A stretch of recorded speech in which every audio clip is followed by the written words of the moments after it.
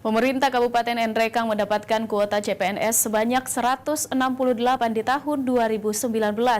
Dari keseluruhan jumlah tersebut, kuota CPNS Nrekang didominasi oleh tenaga pendidik dan tenaga kesehatan. Kuota CPNS Kabupaten Nrekang tahun 2019 sebanyak 168, terbagi dalam 3 formasi, yakni tenaga pendidik, tenaga kesehatan, dan tenaga teknis. Untuk penerimaan CPNS tahun ini, kuota CPNS Nrekang didominasi tenaga pendidik atau guru sebanyak 104 orang, disusul tenaga kesehatan 34 orang, dan tenaga teknis sebanyak 30 orang. Pendaftaran CPNS Nrekang akan dibuka tanggal 11 November 2019 melalui pendaftaran secara online.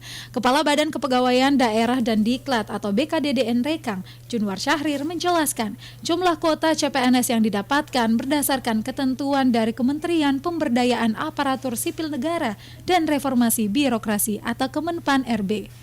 Kebijakan pemerintah pusat tahun ini itu ada penerimaan CPNS.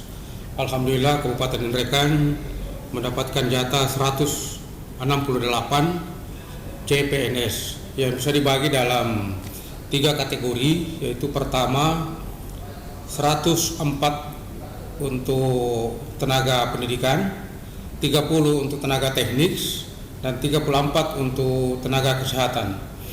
Kualifikasi pendidikan yang akan diterima yakni S1 Guru Pendidikan Agama Islam, S1 Guru Pendidikan Sekolah Dasar, S1 Penjaskes, S1 Pendidikan Matematika, Apoteker, Dokter Gigi, Dokter Spesialis, Paralogi Klinik, S1 Promosi Kesehatan, S1 Kesehatan Lingkungan, dan sejumlah kualifikasi pendidikan D3. Muhammad Basir, Salabes TV, Nrekang.